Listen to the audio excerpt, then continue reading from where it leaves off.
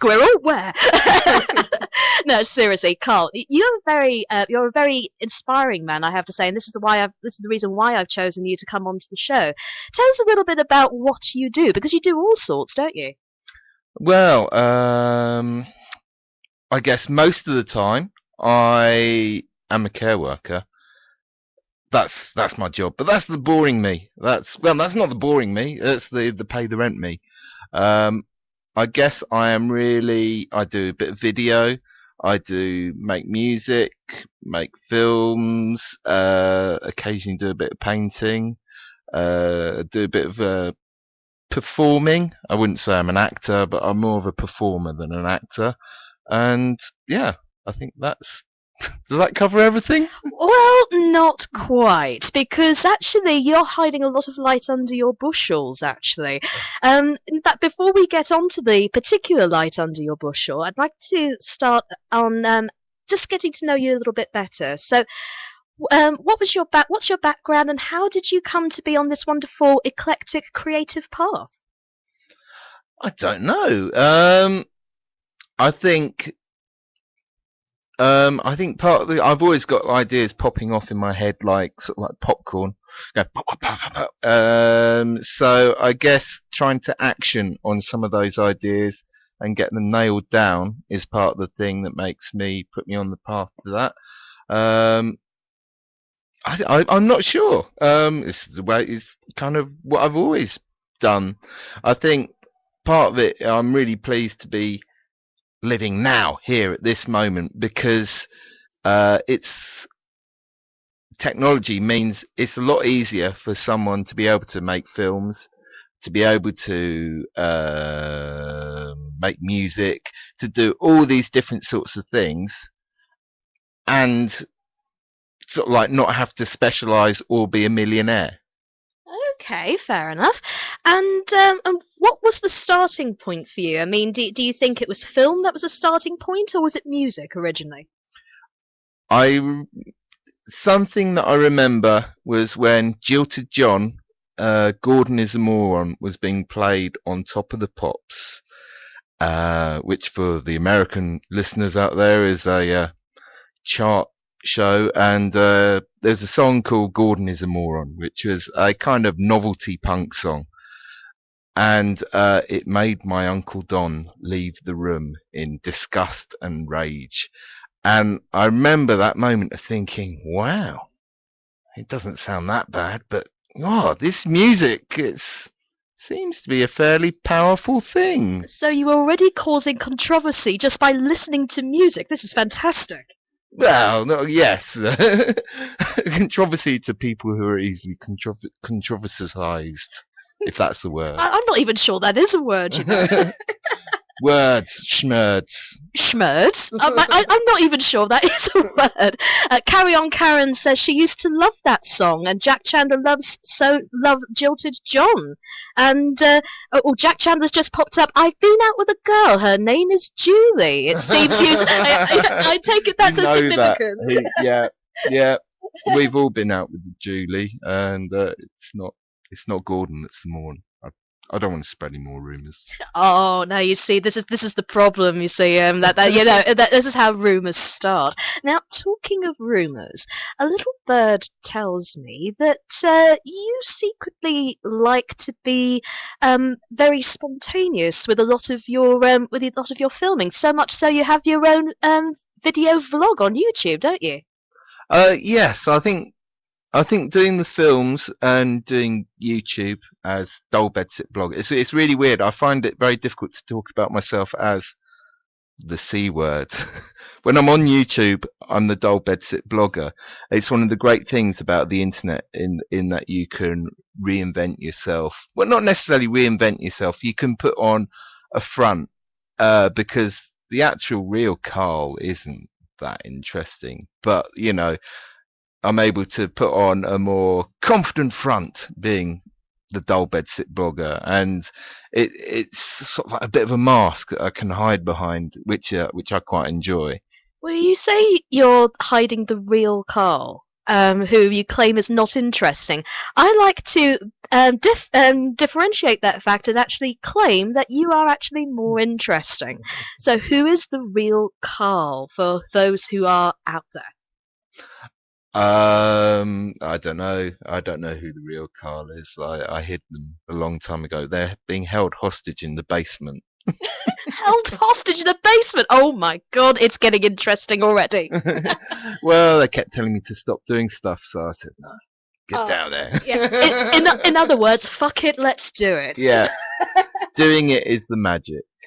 Fantastic. Now, tell us a little bit about the filmmaking side. I mean, obviously, we've got the Dull Bedsit Blogger vlogs.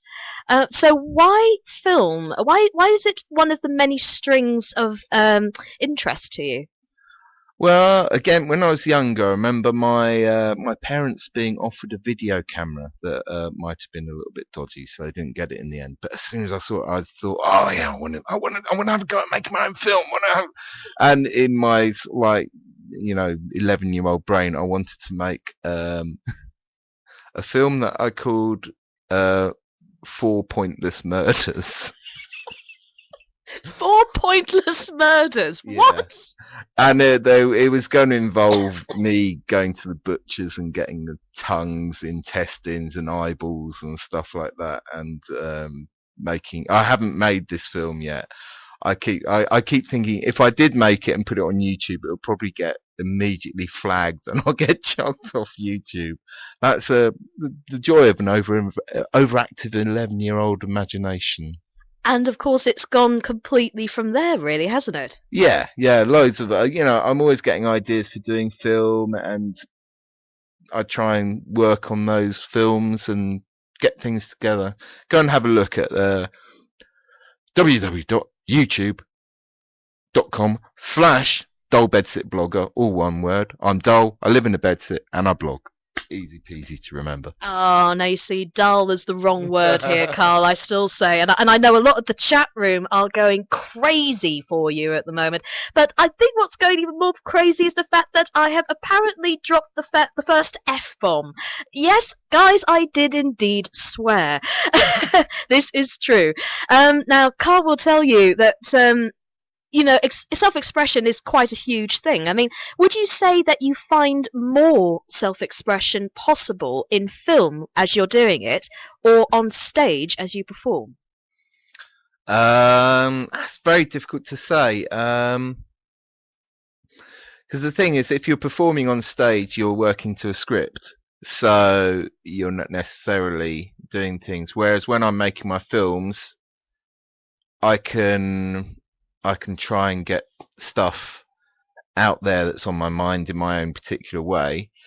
Quite often when I'm doing stuff, I tend to leave the meaning or what it's all about up to the viewer, because that's more interesting. Because I've got my ideas, I don't know what someone else is going to think, and I love the idea of someone else making their own ideas about an idea that I've made. Fantastic. So would you say you're more of a suggestive filmmaker then, rather than an ideas person? That sounds... Being a suggestive filmmaker. It's not quite porn, but it's not glamour either. It's suggestive. I don't do that. Oh no. No, are you sure about that? I mean, look at some of your wonderful clips on the old YouTube thing. I mean, if you don't know what I mean, check them out. You'll see what I mean. I have done a couple of them naked, but me being naked isn't porn. It's kind of anti-porn. Anti-porn, yes, you heard it first. Indeed, it will make any of those porn-type feelings go away straight away. Absolutely. And on top of that, what we've got here, in fact, what I have noticed throughout some of your work is that you take a lot of inspiration from some of the more classic sort of thrillers, as well as some quite different sort of avant-garde sort of genres. Can you tell us what's your favourite film genre to work with? Oh, that's really tricky, because I'm quite a heavy YouTube user, and it's a very different world to say. It's a very it's a world that self-references itself a lot. The more you get into YouTube, you find these little funny little niches and these different things that you'd have thought no one would make a video of that, and you know it's very difficult. My favourite genre of film, I think, possibly perhaps zombie. Zombie films. Yeah, I kind of like the deeper message behind zombie films, particularly the Giorgio Romero um, trilogy, well, quadrilogy, or however many he's made now. Um, I do like the things about consumerism and what it is to be a person. Okay, but I mean, do you think there really is a deeper meaning behind zombie films? Yeah, definitely. And it's one of the great things that I really like about zombie films. You can look at them, that they can be a romp, they can be a bit of fun, but then you also look at them and you kind of think, what there could be a meaning behind that. I recently saw Colin, which is its catch line is it's the £45 zombie film. It was really low budget, made by people in their spare time, and it's from the zombies' perspective. And it's watching it is. Various friends have seen it and they said they didn't like it. It was a bit cheap, but I kind of really liked it. I thought it told a really quite interesting story, possibly about addiction and drug use. Which that's what I saw out of it, which is quite interesting. Fantastic. And of course you've done quite a bit of presenting work as well for places like Latest TV and all that kind of thing. I mean, what the interesting thing is with you as a person, and this I have observed just occasionally, and that is you have this wonderful tendency to be automatically engaging to people, and I wouldn't say just to try and describe you to people out there who haven't seen you before. You're not your average looking sort of guy for the television now, are you? No, I have a perfect face for radio. A perfect face for radio. Oh no, I doubt it very much. No, no. Carl is, shall we say, a big, quite a tall guy. He's got lovely curly hair, and would you say you're almost quite punkish sometimes in your attitude? Yeah, probably. That's a whole interesting ball game. The whole thing about punk. You look at look at punk on paper, the idea behind punk, and you think, yeah, that's all about free expression, doing what you want. And then you see what punk is kind of now, and it's so blinkered. And this is punk. If you're punk, you only listen to this. You don't like that, you do this. And if you look at all the people who are involved in the punk scene in '77, they're all doing a wide, diverse range of stuff. I don't think you'll be finding Limp Bizkit and Green Day and those kind of punk bands, or they say they're a part of punk, doing the wide range of things that like the original '77 style punk came from. So there is part of me that's punk. There's part of me that's begrudgingly a hippie as well. Now, begrudgingly a hippie. Now that's a weird word to use. Begrudgingly. Why begrudgingly?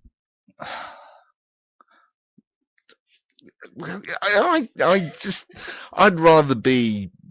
I don't know. I just would rather be full punk than this like kind of hippie punk. Sort of hardcore. Yeah, I want to have swinging danglers. That's what I want to have. I don't want to be a flaky hippie. Flaky, you certainly are not. Now, actually, I have to admit, this is kind of a nice little lead-on to the next piece of music we're going to play, actually, because Carl, before the show went live, he very kindly sent through some tracks that have either inspired him or he's composed himself.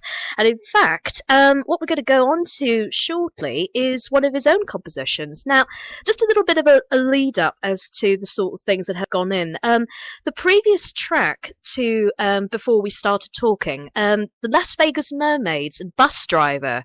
Now,